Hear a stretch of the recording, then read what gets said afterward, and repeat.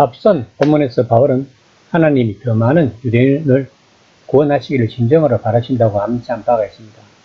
바울은 지금 두 가지 예를 들어 이를 뒷받침하고자 합니다. 바울이 이 말을 하는 이유는 이방인들이 교회와 관련된 것이 유대인과 관련된 것과 그리고 구원의 문제와 관련된 자신들의 위치를 오해하지 않도록 하기 위함입니다. 바울은 계속 유대인의 충만한 수가 들어올 것이라는 중대한 진리를 말하고 있습니다. 그러면서 유대인들이 확실히 들어와야 하는 이유가 무엇인가에 대한 대답을 두 가지로 설명하고 있습니다. 첫 번째 설명은 제사라는 처음 익은 곡식가루가 거룩한 떡 한 덩이도 그러하고 이고 두 번째 설명은 뿌리가 거룩한 적 가지도 그러하니라입니다.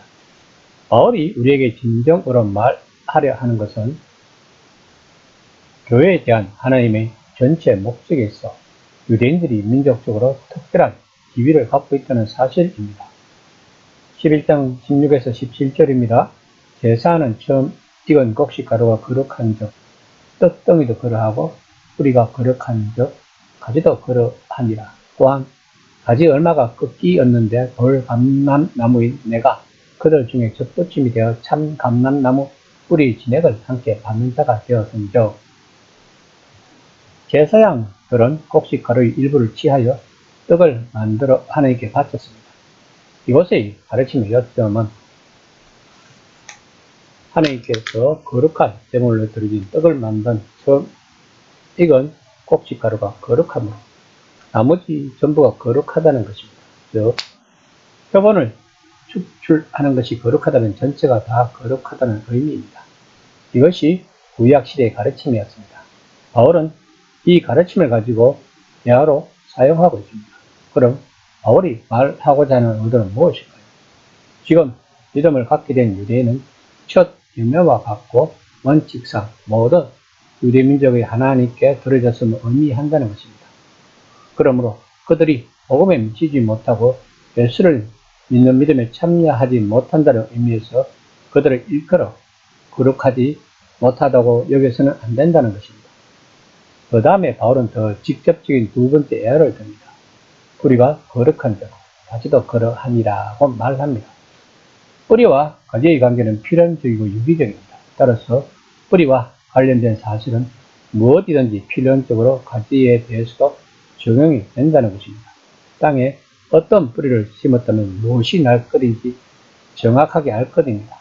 왜냐하면 그 뿌리와 가지의 본질이 같기 때문입니다. 감람나무, 즉 올리브 나무는 밑둥까지 자르고 뿌리를 뽑아내거나 말끔히 세우지 않는 한 수백 년이나 계속해서 살아가는 나무입니다. 통상적으로 좋은 열매를 맺지는 못하면서 억센 힘으로 막 자라는 올리브 나무가 있으면 농부는 그 억센 힘을 이용하여 잘 재배된 올리브 나무에 잘라낸 삭을 야생 올리브 나무에 붙여 야생 올리브 나무의 힘과 재배된 올리브 나무의 열매를 결합한다고 합니다. 이제 바울은 이방인이 그리스도인이 될 때 그 반대의 일이 일어날 거라고 주장합니다. 이방인은 재배된 올리브 나무에 붙여진 야생 올리브 나무 가지와 같다는 것입니다. 즉 바울은 민족으로서의 유대인들에게 관심을 가지고 그들이 전체적으로 들어올 날이 이럴 것이라는 논쟁을 하고 있는 것입니다. 11장 18에서 21절입니다. 그 가지들을 향하여 자랑하지 말라. 자랑할지라도 내가 뿌리를 보존하는 것이 아니오 뿌리가 너를 보존하는 것이니라. 너는 믿음으로 쓰느니라. 높은 마음을 품지 말고 두려워하라.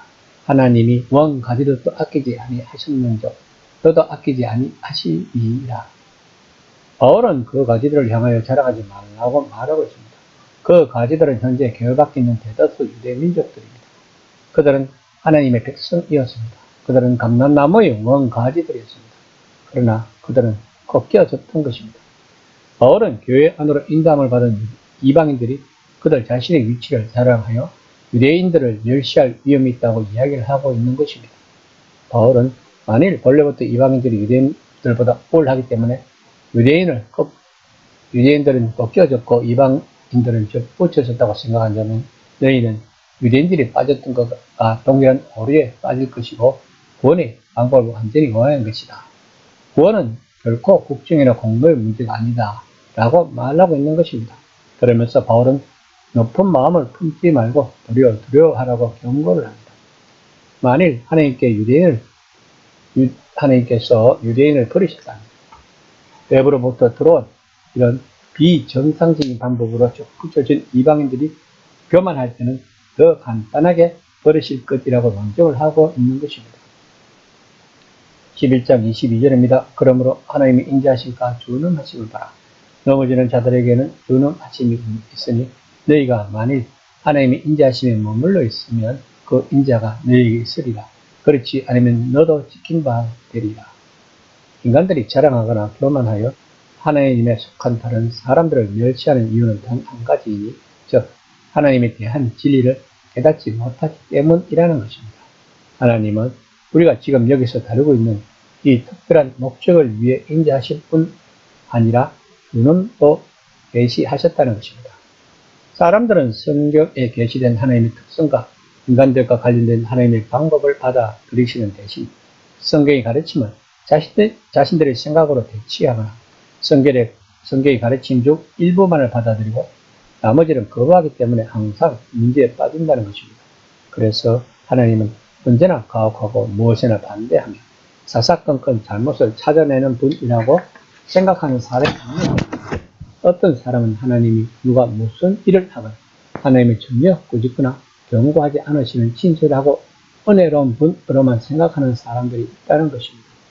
그러나 하나님을 무서워하는 사람들은 하나님이 메시아 예수 안에서 얼마나 친절하고 은혜로우신지 어떻게 하면 하나님께 구함으로써 그러한 은혜를 누릴 수 있는지를 찾아야 하며 또한 하나님을 단지 사랑의 하나님으로 알고 있는 사람들은 하나님이 얼마나 악을 싫어하시는지 그리고 끈질기게 악을 저지르는 사람들에 대해 얼마나 단호히 맞서시고 결국 그들을 거부하시는지를 알아야 한다는 것입니다.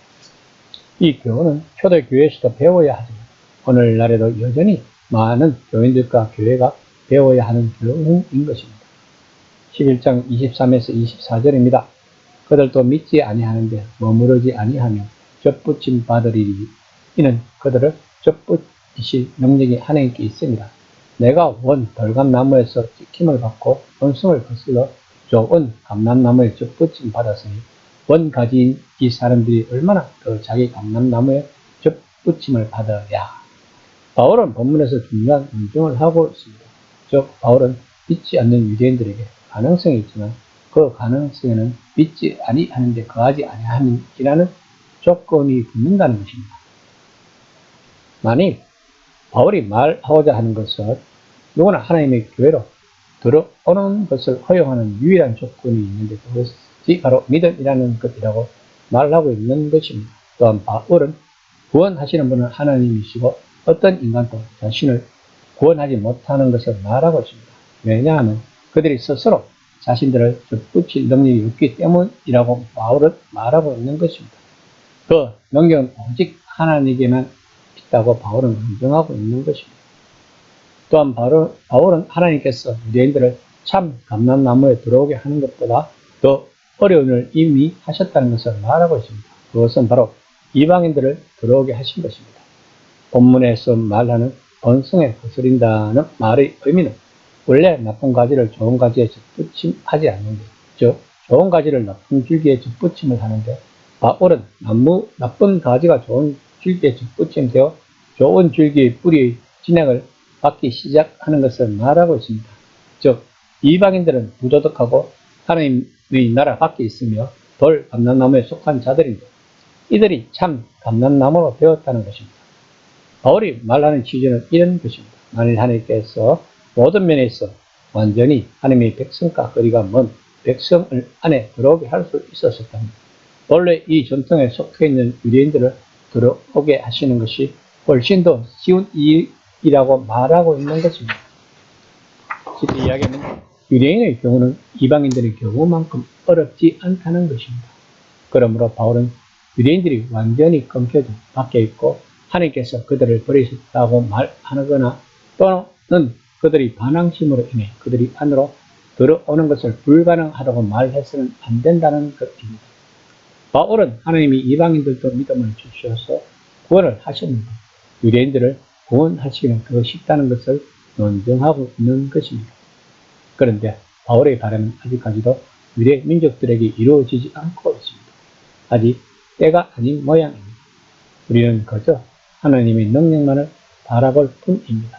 언젠가는 하나님의 능력으로 유대 민족들도 믿음으로 인하여 구원을 받을 때가 온다는 것을 믿고 기도할 따름입니다. 이 시간 나는 과연 유대 민족의 구원, 즉 이스라엘이 예수님을 메시아로 받아들이는 것에 대해서 관심을 가지고 기도를 한 적이 있는가를 꼼꼼히 생각해보는 시간이 되었으면 합니다.